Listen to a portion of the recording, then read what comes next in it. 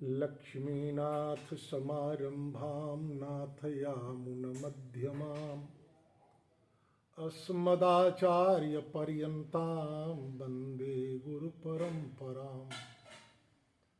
त्रिदण्डहस्तं सितयज्ञसूत्रं काषाय वस्त्रं लशदूर्ध्रपुण्ड्रं रथाङ्गसङ्खाङ्कितबाहुमूलं रामानुजार्यं शरणं प्रपद्ये।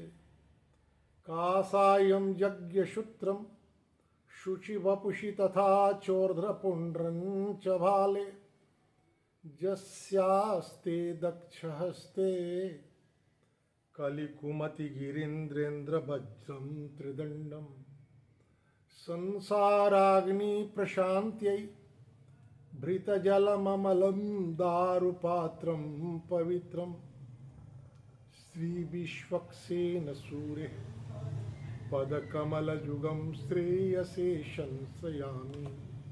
काषाय शोभिकमनीयवरं त्रिदण्डं सेने सजोगिपदपङ्कजभृङ्गराजं वैकुण्ठनाथ चरणाम्बुजसक्तचित्तं लक्ष्मीप्रपन्नजतिवर्यमहं प्रपद्ये।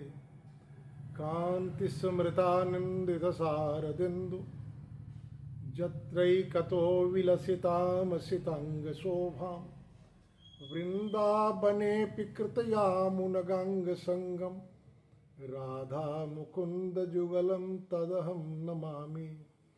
कृष्णं नारायणं वन्दे कृष्णं वन्दे व्रजप्रियं कृष्णं द्वैपायनं वन्दे कृष्णं वन्दे पृथासुतं।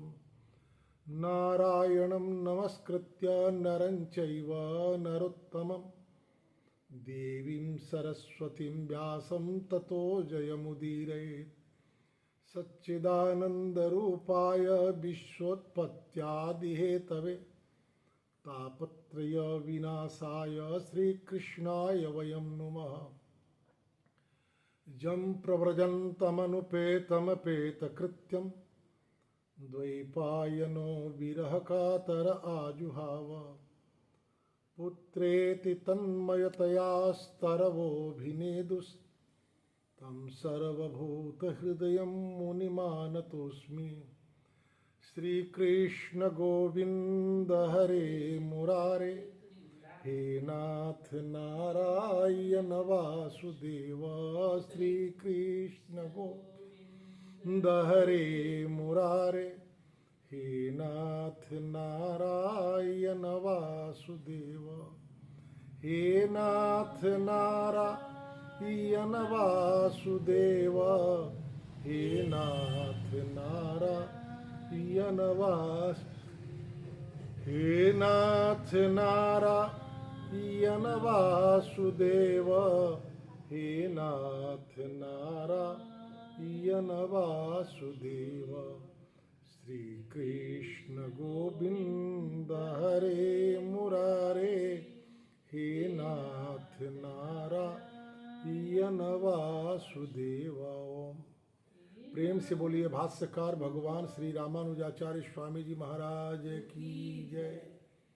विश्ववन जगदाचार्य श्रीमद् विश्वक्सेनाचार्य श्री त्रिदंडी स्वामी जी महाराज की जय। पूज्य पाद प्रातः स्मरणीय नित्य वंदनीय हृदय स्मरणीय श्रीमद् जीयर स्वामी जी महाराज की जय। श्री राधा कृष्णचंद्र भगवान की जय। श्री सुखदेव जी महाराज की जय।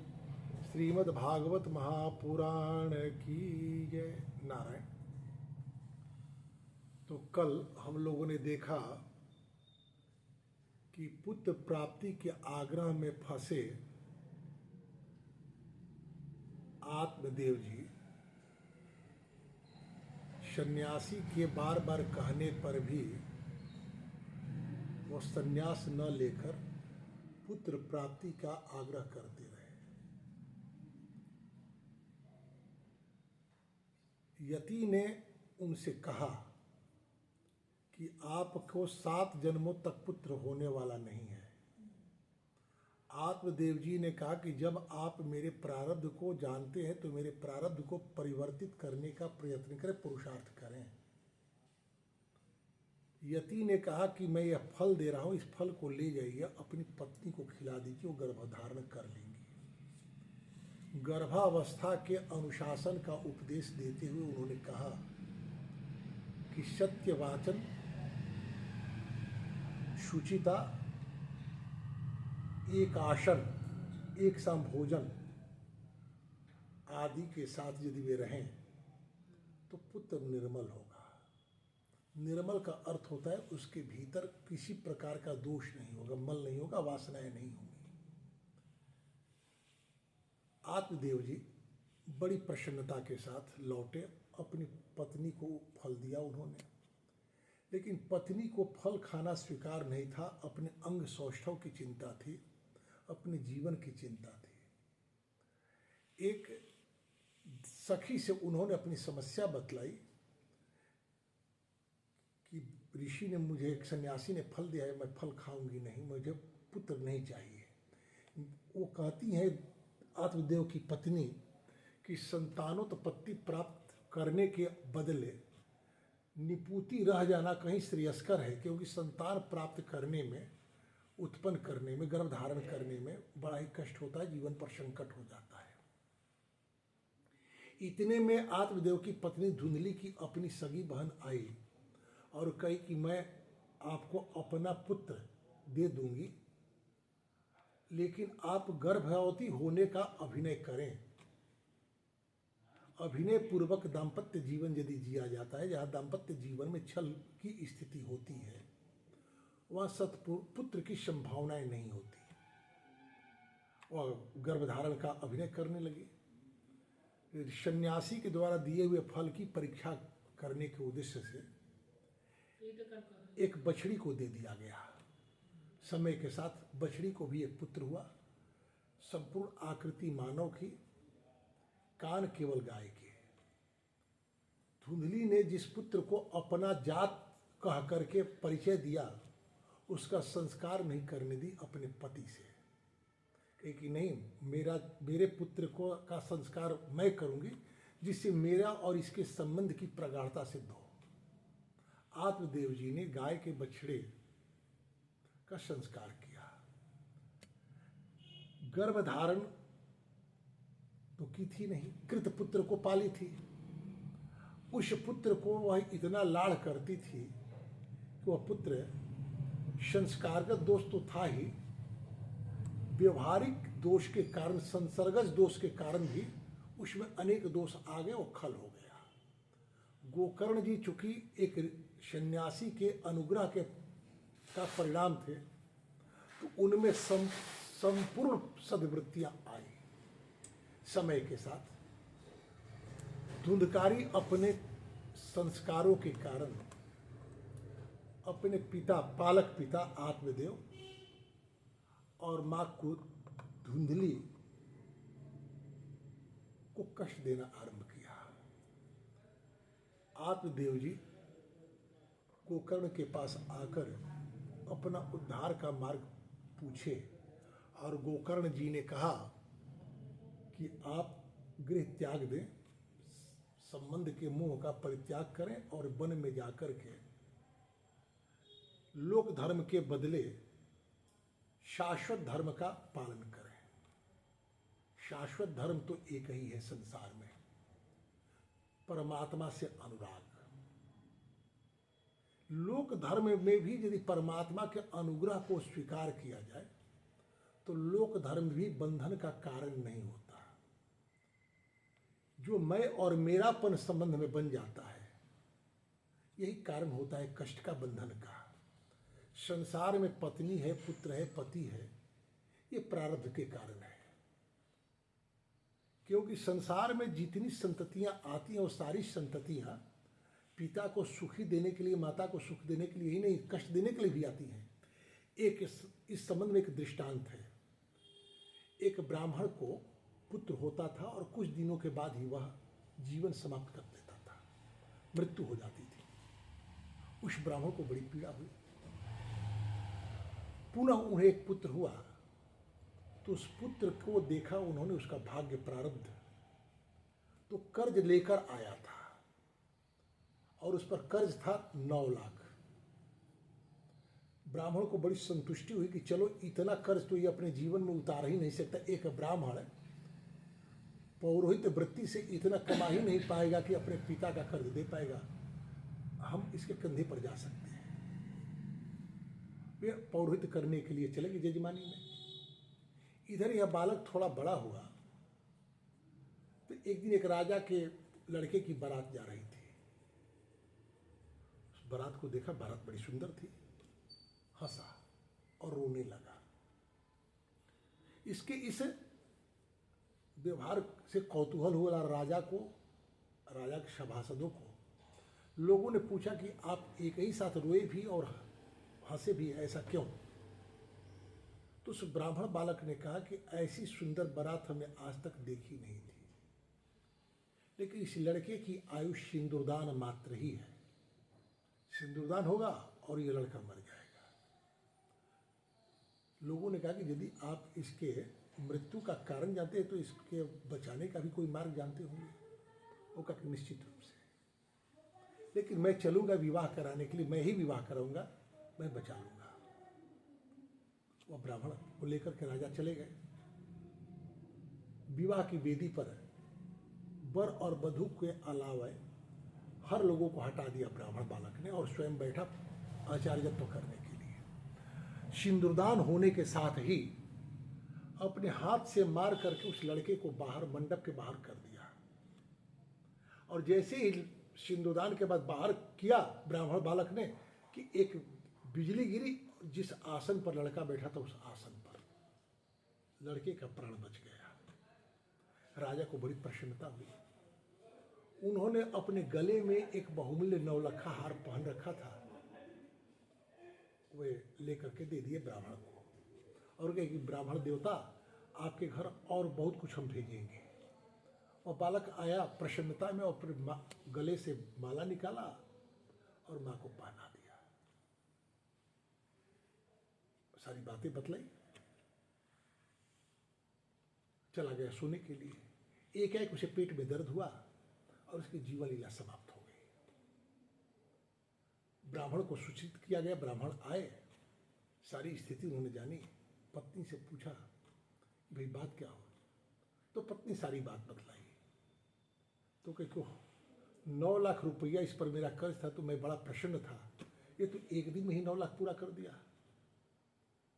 उसी समय से हमारे यहाँ परंपरा है कि संतान के हाथ से माता और पिता उसके कमाई पैसे को अपने हाथ में नहीं लेते हैं, ये परंपरा है।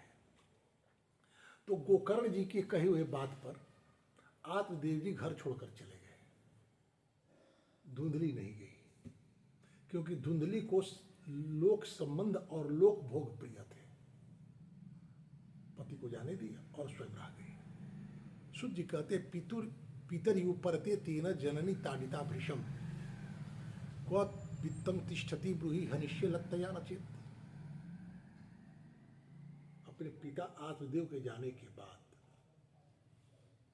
उसकी जो माता धुंधली थी उसे वह पीटने लगा और कहा कि यह बताओ कि धन कहाँ छुपा कर रखी हो, और नहीं तो जलती हुई लकड़ी से मार कर तुम्हारा मैं प्राण ले लूंगा। इति तदवाक्य संत्रासत जनन्या दुःपुत्र दुःखतः कूपे पातक कृतो रात्रो तेन सा निधनम गता। अपने पुत्र धुंधकारी के इस अत्याचार से संत्रस्त होकर धुंधली भी रात के अंधेरे में कुएं में कूदकर अपना जीवन लीला समाप्त कर ली। अब ये परम स्वच्छंद हो गया। ये 5 वेश्याओं को लेकर अपने घर में रखने लगा। वेश्याएं जो होती हैं वो तो प्रेम का व्यापार करती हैं। बहुत सी पत्नियां हैं, विवाहिताएं भी हैं, कि पति से कहती कि आप मुझे देते क्या है कि आपसे मैं प्रेम करूं, आप क्या चाहते हैं मुझसे। इसीलिए महर्षि शांडिल्य कहते हैं कि यह वैवाहिक संबंध की स्थापना में आर्थिक समृद्धि ही वर चयन का निकष हो, स्केल हो, मापदंड हो, उसे विवाह नहीं कहते। वैवाहिक जीवन यदि संस्कार पूर्वक किया जाए और पति पत्नी एक दूसरे पर विश्वास और सहयोग प्रवृत्त हों तो समृद्धि तो कभी भी आ सकती है और बहुत लोगों के जीवन में आती है। तो कहते हैं कि बुधुंधकारी गृहे तिष्ठत पंचपण्यवधूभृत अत्युग्र कर्म करता च तत्पोषण विमूढ़। 5 वेश्याओं को लाकर के अपने घर में रखने लगा और उनके पोषण के लिए अविवेकपूर्ण व्यापार करने लगा।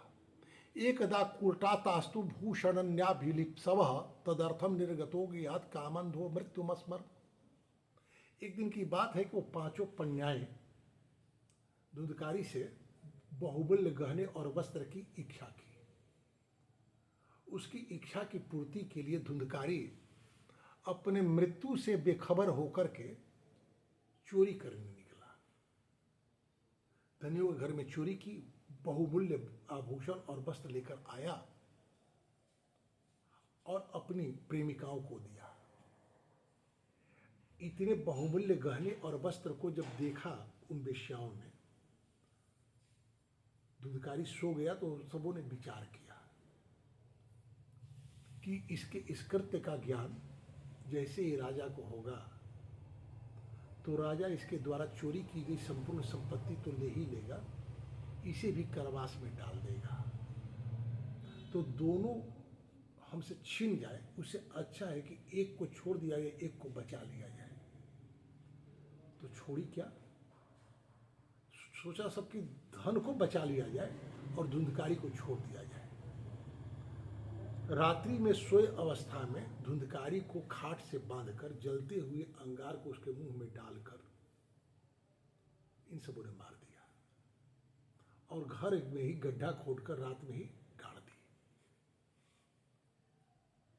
लोग जब पूछे कि भाई धुंधकारी है कहाँ, तो कहे कि जानते हैं कि लोभ में तो लोभी व्यक्ति है, लोभ में बहुत दूर निकल गया होगा। आगमिष्यति वर्षेस्मिन् वित्त लोभ विकर्षितः। ऐसी आशा की जा सकती है कि वर्ष पर्यंत के भीतर वो आ ही जाएगा। स्त्रीणाम नैव तु विश्वासम दुष्टानाम कारयेत् बुधः विश्वासे ज स्थितो मूढ़ः स दुःखै परिभूयते। दुष्टा स्त्रियों पर कभी विश्वास नहीं करना चाहिए बुद्धिमान पुरुष को, और जो मूर्ख विश्वास करता है उसके जीवन में दुख मिलता है। क्योंकि दुष्ट स्त्रियां जो होती हैं वो तो अपने अमृत से सने हुए वाक्य बोलती हैं, लेकिन उनके हृदय में छुरा रहता है। ये धुंधकारी के मार करके लोगों को एक विश्वास दिलाकर को कहीं गए हैं कमाने के लिए। ये 5 वेश्याएं जो हैं धुंधकारी के घर को छोड़कर चली गई, क्योंकि इनके जीवन में एकमात्र धुंधकारी इनका पति नहीं था। जो भी धन देगा वही पति हो जाएगा, उनका तो यही सिद्धांत है। और धुंधकारी का क्या हुआ, इस तरह मृत्यु को प्राप्त होने के बाद वह प्रेत हो गया। 10 दिशाओं में भ्रमण करने लगा, शीत ताप सहने लगा, न कुछ खा सकता था न कुछ पी सकता था, हवा पीकर रहने लगा। और इधर गोकर्ण जी अपने पिता आत्मदेव जी के जाने के बाद तीर्थाटन के लिए निकल गए थे। तीर्थाटन क्रम में ही लोगों के द्वारा धुंधकारी के मृत्यु की सूचना उन्हें मिली। अनाथम तम विदित्यैव गया श्राद्धम अच्छीकरत यस्मिन् तीर्थे तु संजाति तत्र श्राद्धम आवर्तयत। आत्मदेव जी ने सोचा कि धुंधकारी का तो कोई है नहीं, पुत्र है नहीं, तो उन्होंने गया में ही श्राद्ध नहीं किया, बल्कि जिस जिस तीर्थ में गए उन सारे तीर्थों में धुंधकारी के कल्याण के लिए श्राद्ध किए। नहीं, धुंधकारी के लिए। ये गोकर्ण जी धुंधली न मतारी थी, धुंधकारी के लिए। जब धुंधकारी के मृत्यु की सूचना मिली गोकर्ण जी को, तो गया श्राद्ध करने के साथ ही जिस जिस क्षेत्र में गए तीर्थ क्षेत्र में वहाँ वहाँ उन्होंने श्राद्ध किया। और तीर्थ परिभ्रमण करते करते एक दिन एवं भ्रमण स गोकर्ण स्वपुरम समुपेयवान रात्रो गृहांगणे स्वप्तुम आगतो लक्षितः परे। घूमते घूमते एक दिन अपने जन्म स्थान पर आए और पैतृक गृह के आंगन में सोने का विचार किया, सोए। निशीथे दर्श्यामास महारुद्र तरम बपो, रात में जब सोए थे तो आधी रात में बड़ा विकराल रूप दिखने लगा उन्हें, आकृति दिखने लगी और अंतरिक्ष में दिव्य हवा के रूप में। शक्र मेषा शक्र हस्ती शक्र च महिषो भवत, कभी भीड़ के रूप में, कभी हाथी के रूप में, इस तरह से। वैपरीत्यमिदं दृष्ट्वा गोकर्णो धैर्य संयुता अयम दुर्गति कह कोपी निश्चित्याथ तमब्रवीत। उस आकृति को देख करके गोकर्ण जी धैर्यपूर्वक उन्होंने पूछा, यह विपरीत गति अवस्था किसकी है? कोई दुर्गति को प्राप्त हुआ जीव लगता है। तो उन्होंने उसे पूछा, कस्तम उग्रतरो रात्रो कुतो यातो दशामिमम किमुआ प्रेत पिशाचो व राक्षसोषित संसन। अरे तुम कौन हो? रात्रि के समय ऐसे भयानक रूप क्यों दिखला रहे हो? तेरी यह दशा कैसे हुई? हमें बतलाओ तो सही। तुम प्रेत है, पिशाच है, अथवा कोई राक्षस है? तो धुंधकारी तो बोल सकता था नहीं, संकेत कर रहा था। सूत जी कहते हैं शौनक आदि ऋषि से कि वो जब नहीं बोल सकता और संकेत कर रहा था तो संकेत की बात समझ नहीं पा रहे थे गोकर्ण जी। तो उन्होंने अपने कमंडल से जल निकाला, ततोजलौ जलम कृत्वा गोकर्णस्तद उदयरयत, अभिमंत्रित किया और उस आकृति पर फेंका। वह आकृति मूर्त हो गई और वह आकृति बोली, अहम भ्राता तो दियोष्मी धुंधकारी थी नामतः स्वकीय नैव दोषेन ब्रह्मत्वम नाशितम मया। मैं आपका भाई हूं, अपने कुकर्मों के कारण अपना वर्ण पहचान हमने खो दिया। ब्राह्मण कुल में मेरा जन्म हुआ और ब्राह्मण के जीवन के लिए जो आचार शास्त्र निश्चित किए हैं उन आचारों का हमने अतिक्रमण किया, जिसका परिणाम यह है, कर्मणो नास्ति संख्या में महाज्ञाने विवर्तने लोकानां हिंसका सोहम स्त्री भी दुखे न मारिता। यदि मैं अपने कुकर्मों की गिनती गिनाना चाहूं तो गिनती गिना नहीं सकूंगा, इतने कुकर्म हमने किए हैं। उसका ही परिणाम हुआ कि ये जो मेरी स्त्रियां थी, प्रेमिकाएं, तड़पा कर मुझे मार डाली और मैं प्रेतत्व को प्राप्त हो गया। वाताहारेण जीवामि दैवाधीन फलोदया। अपने किए हुए कर्मों के फल से कोई बच नहीं सकता और मैं उसी कर्म के कारण दैव योग से इस दशा को प्राप्त हूं, हवा पर जी रहा हूं। अहो बंधो कृपा सिंधो भ्रातर माशु मोचय। आप दया के सागर हैं, मेरे बंधु हैं, भाई हैं, मेरे उद्धार का कोई मार्ग आप सोचिए। धुंधकारी प्रेत के इन वाक्यों को सुनने के बाद गोकर्ण जी ने कहा, तो दर्थम तू गया पिंडो मया दत्तो विधानतः तत्कथम नहीं वो मुक्तोषी मम आश्चर्य मेदम महत। गया में हमने तुम्हारा श्राद्ध किया सविधि, फिर भी तुम्हारी सदगति नहीं हुई। इस बात को लेकर के मुझे आश्चर्य हो रहा है। गया श्राद्धात् मुक्तिश्चेद उपायो ना परस्त्विह किम विधेय मया प्रेत तत्वम बद सविस्तर। यदि गया श्राद्ध से भी तुम्हारी मुक्ति नहीं हुई तो इसका कोई उपाय दूसरा नहीं है। अच्छा यह बतलाओ कि अब मुझे करना क्या चाहिए? तो प्रेत कहता, गया श्राद्ध शते नापी मुक्ति में न भविष्यति उपायम अपरम किंचित त्वम विचारे सांप्रतम। आप एक गया श्राद्ध नहीं 100 बार भी गया श्राद्ध करेंगे तब भी मेरी मुक्ति नहीं हो सकती, कोई दूसरा उपाय सोचना पड़ेगा। हमारे शास्त्रों में ये बात बतलाई गई है कि गया श्राद्ध करने से प्रेतत्व से उद्धार हो जाता है। तो शास्त्र की आज्ञा, शास्त्र की व्यवस्था तो उस पर न लागू होगी जो शास्त्र के अनुसार जीवन जीता है।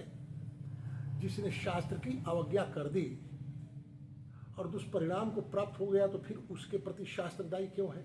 वो शास्त्र से अपेक्षा क्यों रखता है? जैसे आज अमानवीय कार्य करने वाले जब दंडित किए जाते हैं तो वे मानवाधिकार की बात करते कि मानवाधिकार की कुछ मर्यादाएं हैं। अरे भाई, जब तुम मानव हो गए तब तो तुम्हारे साथ मानवाधिकार की बात की जाएगी।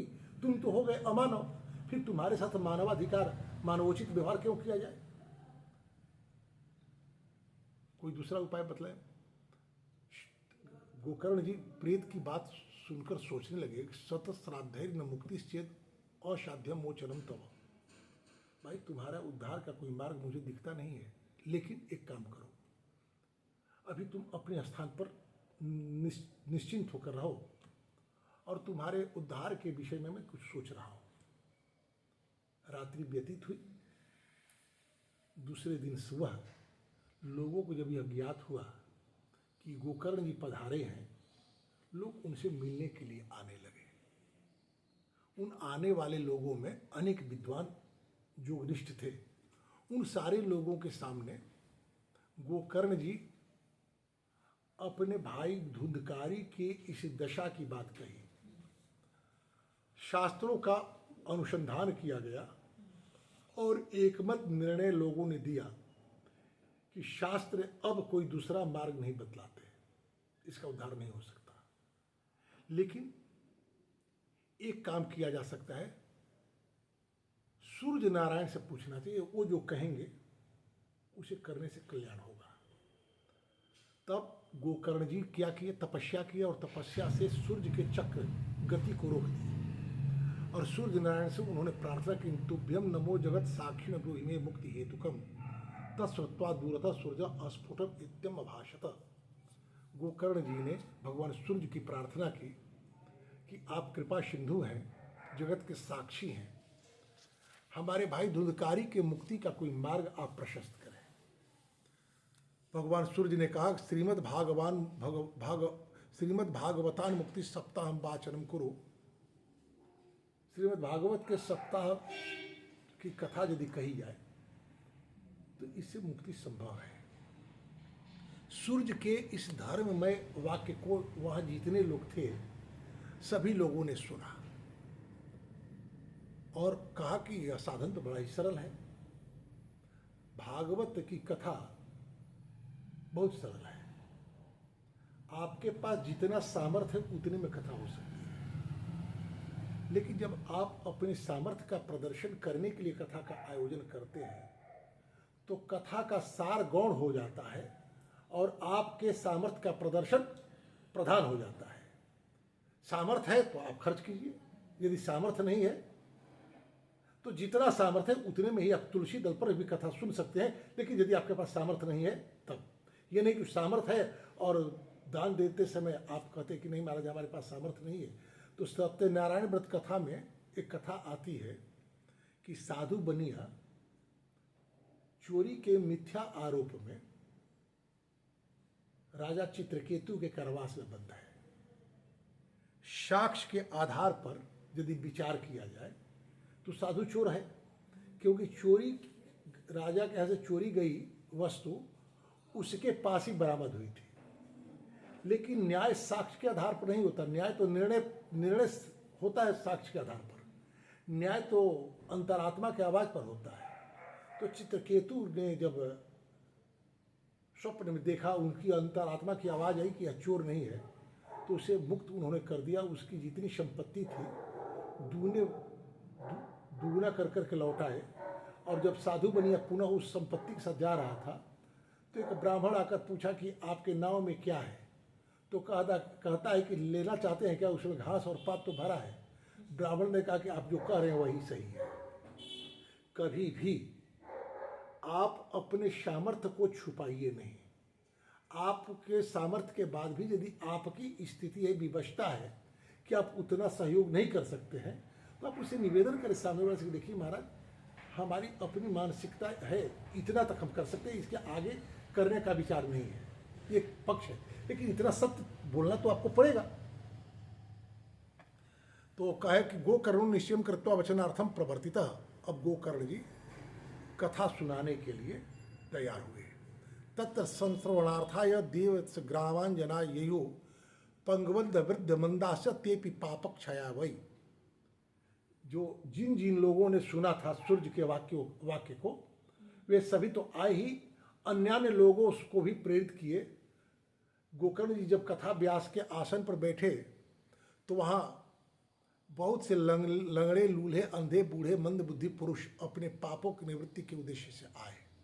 वह इतनी भीड़ हो गई कि देवताओं को भी आश्चर्य होने लगा। गोकर्ण जी व्यासपीठ पर बैठकर कथा कहने के लिए उद्यत हुए।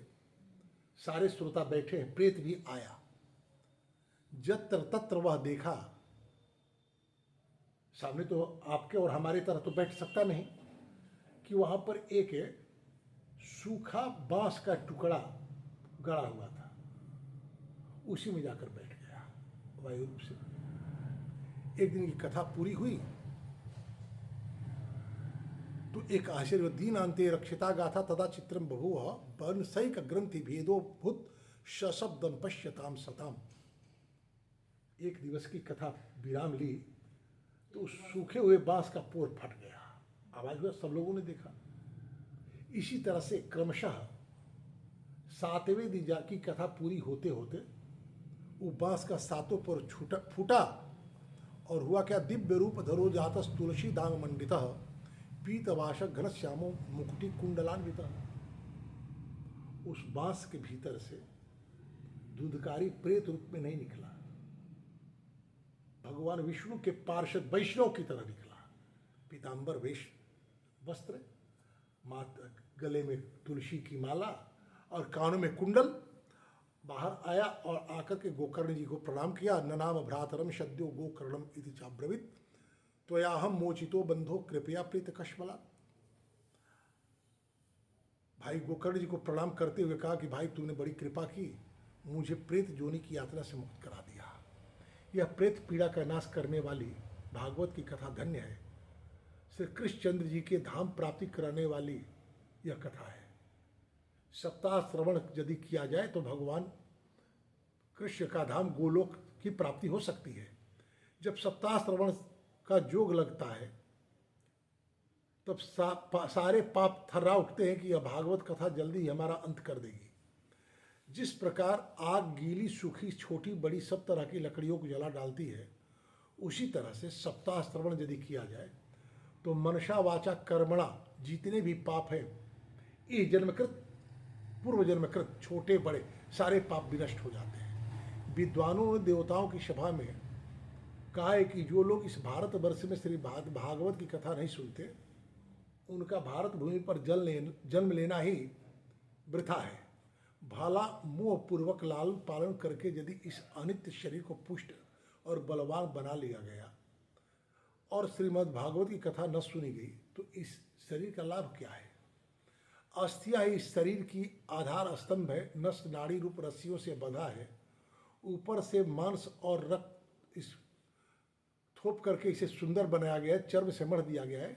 इसके प्रत्येक अंग से दुर्गंध आती है क्योंकि यह मल मूत्र का भांड है।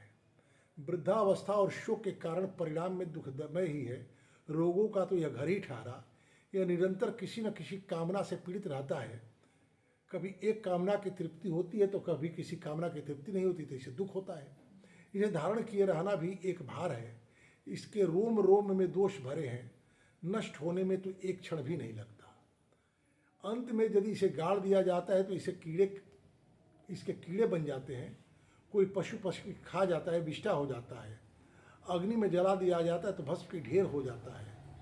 ये 3 ही गतियां बतलाई गई हैं इस शरीर की। ऐसे अस्थिर मनुष्य के शरीर के से मनुष्य अविनाशी फल देने वाला काम क्यों नहीं बना लेता। जो अन्न प्रातः काल में पकाया जाता है वह सायंकाल बिगड़ जाता है, फिर उसी के रस से पुष्ट हुए शरीर की नित्यता कैसी रहेगी। इस लोक में सप्ताह श्रवण करने से भगवान की शीघ्र ही प्राप्ति हो सकती है। अतः सब प्रकार के दोषों की निवृत्ति के लिए एकमात्र यह सबसे सर्वश्रेष्ठ साधन है। जो लोग भागवत की कथा से वंचित है वे जल में बुदबुदे की तरह जीव मच्छरों के समान केवल मरने के लिए जन्म लेते हैं। भला जिसके प्रभाव से जब सूखे और बांस की गांठें फट सकती है, उस भागवत कथा श्रवण करने से चित्त की गांठ खुल जाए, ये कौन सी बड़ी बात है। विद्यते हृदय ग्रंथि छिद्यते सर्वसंशया क्षीयते च से कर्माणि सप्ताह श्रवण कृते। सप्ताह श्रवण करने से मनुष्य के हृदय की गांठ खुल जाती है, उसके सारे संशय समाप्त हो जाते हैं, सारे कर्म भी क्षीण हो जाते हैं। यह भागवत कथा रूप तीर्थ संसार में कीचड़ को धोने का सबसे बड़ा घाट है। विद्वानों का कथन है कि जब यह हृदय में स्थित हो जाता है तब मनुष्य की मुक्ति निश्चित समझी जानी चाहिए। जिस समय धुंधकारी ये बातें कह रहा था उसी समय बैकुंठ से भगवान के पार्षद आए और धुंधकारी को अपने विमान पर लेकर जाने लगे। गोकर्ण जी ने उन्हें रोका और कहा, अत्रैव बहवः सन्ति श्रोतारो मम निर्मलः आनितानि विमानान् न तेषां युगपत् कुतः। नारायण, कथा केवल धुंधकारी ने नहीं सुनी, यहाँ जितने लोग कथा सुने सारे लोगों ने कथा सुनी। फिर कथा जब सबने सुनी तो विमान आया केवल धुंधकारी के लिए, क्यों? और लोग क्यों वंचित रहे? तो गोकर्ण जी के इन प्रश्नों का समाधान करते हुए भगवान विष्णु के दूतों ने कहा, सर्वस्य विभेदेन फल भेदो प्रशंसितः सर्वं तु कीर्तम सर्वै न तथा मननम कृतम। कथा सुनने को तो सभी लोगों ने सुना, लेकिन सबकी मति कथा सुनते समय एक सी नहीं थी। जिसने कथा सुनी वह मनन किया और हृदय में धारण किया, उसकी गति धुंधकारी की है। अच्छा, धुंधकारी कथा इतने तन्मयता से क्यों सुनी और अपने जीवन में धारण कैसे कर लिया इतने कम समय में? एक बात निश्चित है, आगे हम लोग देखेंगे। भगवान श्री कृष्ण हस्तिनापुर के संकट का निराकरण कर द्वारिका जाने के लिए जब प्रस्तुत हुए तो देवी देवकी, जो अब तक उन्हें अपना संबंधी मानती थी, मात्र आज जाकर के उन्हें परमात्मा मानी और कहीं कि जिसके जीवन में विपत्तियां होती है उसके एकमात्र आधार आप हैं, साधन आप हैं। इसलिए हमारे जीवन में विपत्तियां भी आती रहनी चाहिए। मनुष्य को मनुष्य बने रहने के लिए परमात्मा की कृपा होती है विपत्तियों के रूप में। जिस तरह से एक माता पिता, एक आचार्य अपने पुत्र और शिष्य का निर्माण करने के लिए दंडित करते हैं, उसी तरह परमात्मा भी कभी कभी विपरीत परिस्थितियां जीवन में लाते हैं। उससे व्यक्ति करता क्या है? आत्मचिंतन करता है, आत्मशोधन करता है। नित्य निरंतर सफलता से जो होने वाले प्रमाद से उसकी रक्षा हो पाती है। तो जिस दुरावस्था को प्राप्त था धुंधकारी और उस व्यथा से व्यथित था, उस व्यथा से मुक्त होने की उसके भीतर छटपटाहट थी। जब तक आपके भीतर छटपटाहट नहीं होगी तब तक कथा सुनने में वह मनोयोग नहीं बन सकता। रामकृष्ण परमहंस के यहाँ नरेंद्र देव जी गए। नरेंद्र, वे जितने महात्मा मिलते थे सारे महात्माओं से पूछा करते थे कि क्या आपने ईश्वर को देखा है? सारे महात्मा ये कहते थे कि मैं आपको ईश्वर कहाँ मिलेंगे, कैसे मिलेंगे, मार्ग बतला दूंगा। पूछते पूछते एक दिन रामकृष्ण परमहंस के यहाँ चले गए। रामकृष्ण परमहंस ने कहा कि जी हाँ, मैंने तो ईश्वर को देखा है। आप जब पहला व्यक्ति मिले रामकृष्ण परमहंस, जिन्होंने कहा कि हमने ईश्वर को देखा है। नरेंद्र ने कहा कि तो क्या आप मुझे भी दिखला सकते हैं? रामकृष्ण परमहंस है कि निश्चित रूप से। अभी जैसे ही रामकृष्ण परमहंस कहे कि अभी, नरेंद्र तैयार नहीं थे। ईश्वर का दर्शन हो जाने के बाद तो संसार के प्रति दृष्टि बदल जाएगी, लेकिन अब वे चाहते थे कि जैसा ईश्वर इन्होंने देखा वैसा ईश्वर है कहाँ। तो कहे कि अंततः तैयार हुए कि मैं देखूंगा। तो कहे कि स्नान करना होगा। जैसे ही सरोवर में उतरे नरेंद्र स्नान करने के लिए, तो रामकृष्ण परमहंस निर्ममता पूर्वक उनके सिर के केस को पकड़कर डुबाना आरंभ किया। कुछ समय तक जल के भीतर डुबाए रखे। जैसे ही उन्हें लगा कि अब छोड़ देना चाहिए, छोड़ा रामकृष्ण परमहंस ने और बाहर निकला और बेचैनी में कहा कि महाराज मेरा प्राण निकल जाता। रामकृष्ण परमहंस ने कहा कि इतनी ही आतुरता परमात्मा को पाने की होनी चाहिए, परमात्मा मिल जाएंगे। और पूछ रहे हो कि मैं ईश्वर को देखा है हमने, तो हम तो तुम्हारे भीतर ईश्वर को मैं देख रहा हूँ। और बस यहीं से नरेंद्र विवेकानंद हो गए। तो व्यक्ति के जीवन में संबंधों की प्रतिकूलता, साधन के अभाव ईश्वरीय चिंतन को बाध्य करती है। तो धुंधकारी की जो दशा थी, उससे बाहर निकलने की जो उसके भीतर छटपटाहट थी, वह छटपटाहट औरों में नहीं थी। लेकिन हुआ क्या, गोकर्ण जी ने फिर एक बार सप्ताह की कथा कही।